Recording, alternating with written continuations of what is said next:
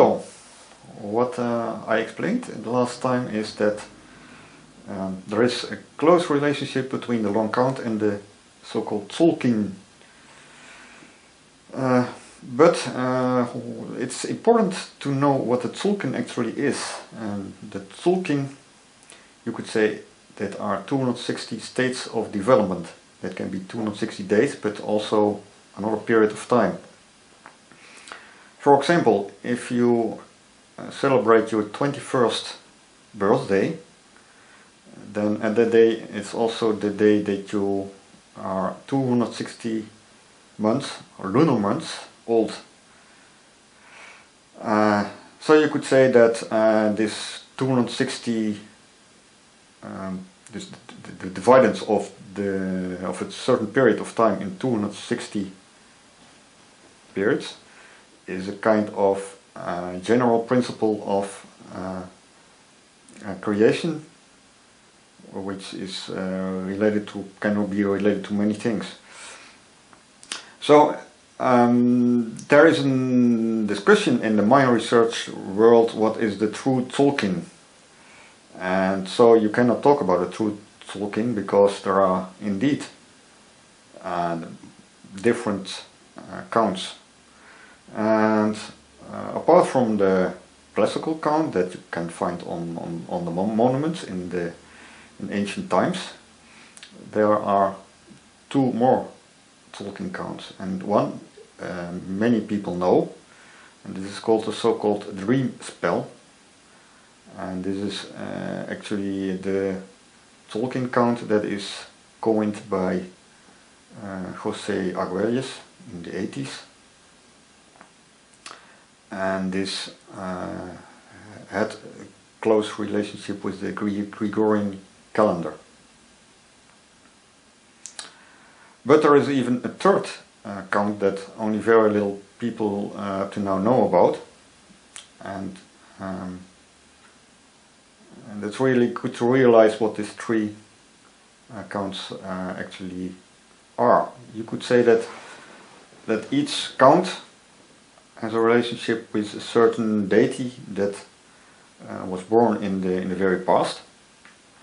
And the classical count that was born in the very past is related to the earth, so that you could say that's the force, the power of the earth. The dream spell, like the name actually already says, is the power of the mind. So everything that has to do with mind construction, with ideas that come up, that mostly have a relationship with the dream spell. And the third count, of which very little people know about, that is what I call the cosmic count. And this is the count of the heart. So that is the dream spell of the mind. And the classicals from the relationship with the lower body of the earth, and the cosmic count is the connection between both. So this is very important because in the past the long count was closely connected with the Tzolk'in that relates to the earth, so with this power, and the shift that you are going to make is that the long count is related nowadays with the Tzolk'in that relates to the heart. And in order to be able to make this shift,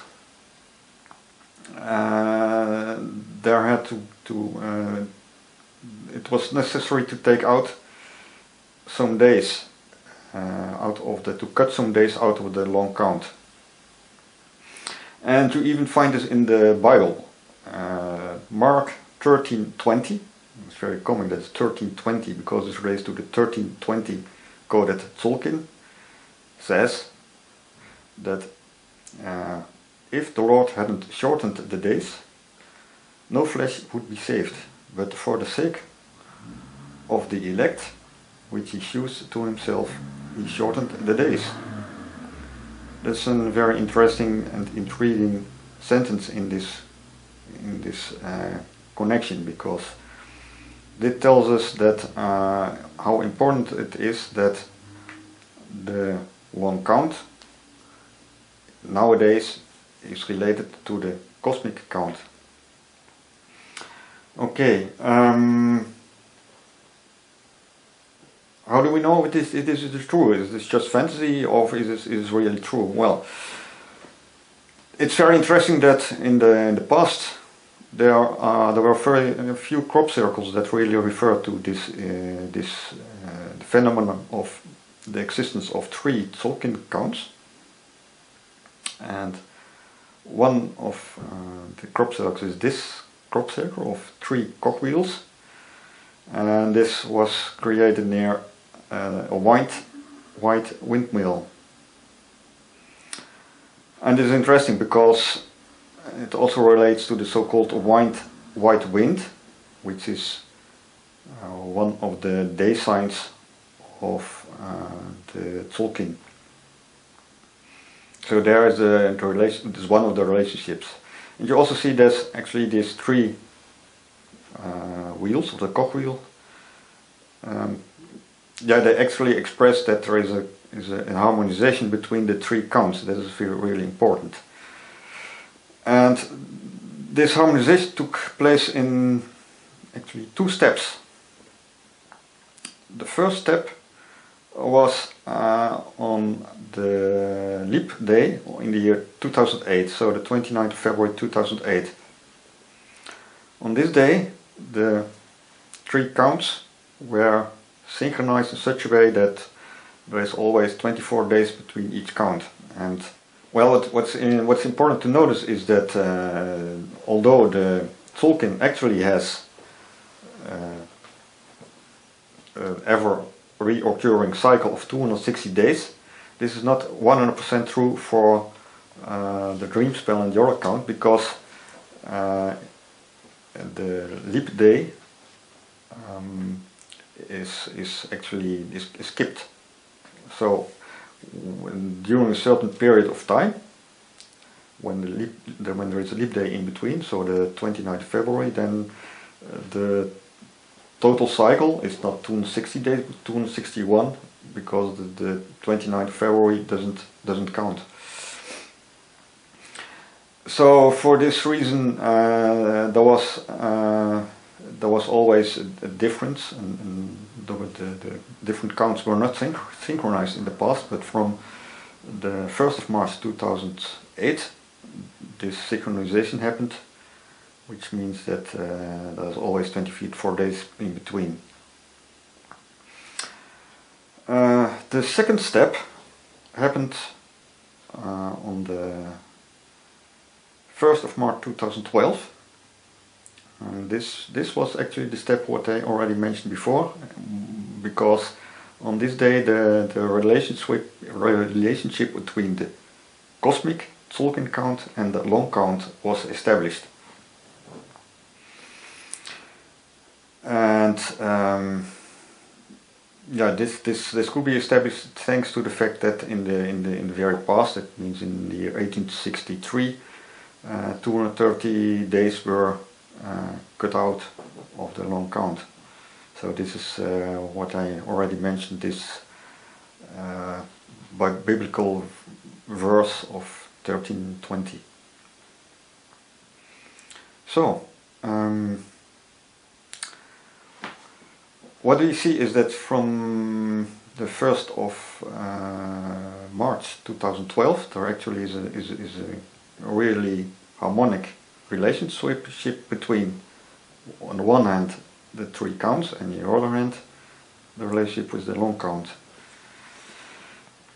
And it may also be very interesting to note that these really important time shifts, you also could find them back in nature. On the 1st of March 2008 there was a huge storm passing over Europe, the storm Emma, and on the leap day and on the 2nd of March 2012 there were a lot of tornadoes. It was a real tornado outbreaks,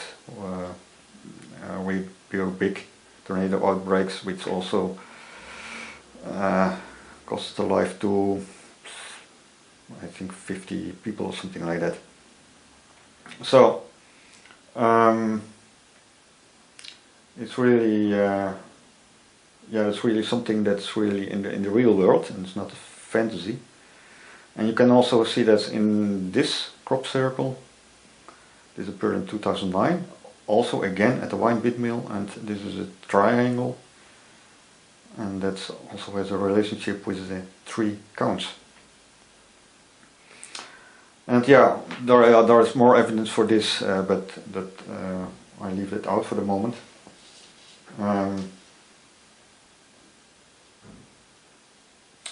Okay, so what it also means is that because of the long count, there have been skipped 23 days in the past, in 1863, that the true end date is not the earlier mentioned hypothetical date of the 4th of June 2012, but the 1st of June 2012. And well, it's interesting that there are a few crop circles that not refer to the future but refer to the past. For example, this crop circle, this has a relationship with the completion of the erection of several ages, because the long count calendar is actually only one of the ages. There are more, and you can show that this crop circle has a relationship with all the other ages that came to existence in the past. And here you see that there is an anomaly in this crop circle. You see there are 16 times a sign, kind of sign of creation, but the orientation of the 16th is different, and this is because of the switch, actually the big shift actually that in 1863 happened. Okay, the next what is important is that this so-called end date of the Mayan long count has a relationship with not only one cycle, like I already said, but actually with more cycles, and these are called the 9 underworlds. It was actually Carl Johan Kalleman, my researcher, who came up with this concept. In my opinion, however, it's like that the 9 underworlds don't relate to an ever increasing consciousness, but it's actually the opposite around.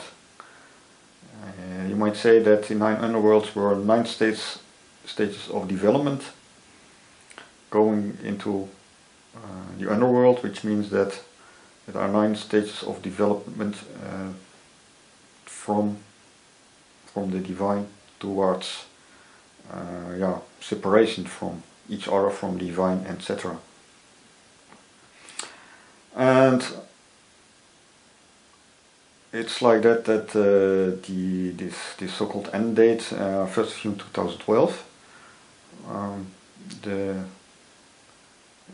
this tendency switches towards an ever-increasing unification. So we go from separation towards unification. And this also means that there is really like a switch, or really shift. And in the past I thought that the shift would happen at the end date. That was my logic, but it's like that a new age is arises by replacing the old age. So you could say, you can explain this in the best way. So darkness, so to say, continues until the true new age, or the new age, is born. And this takes a certain time period, and it's not 180 days like in the past, which I explained before, but in this case it will be another time period, another time span. And this has also a relationship with the reversal of the time spiral, because you could say that reversal from ever increasing separation towards unification, you could also see this as a time spiral that goes to a certain 0 point and then goes in the other direction. And what happens is that after the 1st of June, the first 13 days were important, and the 13th day of the new age, so to say, you could actually then already speak about a new age on the level of the soul. That was the 14th of June. That was the 13th day of new age. This is important, but because exactly 260 days later, that is one Tzolk'in cycle, is the 1st of March 2013, and the 1st of March 2013 will be the day that this will become manifest. And this is also different from what I wrote down and told in the past. In the past I thought that the 14th of June would be an important date in this sense, but this is not the case, because it really takes some time before things can develop and a new age can be born.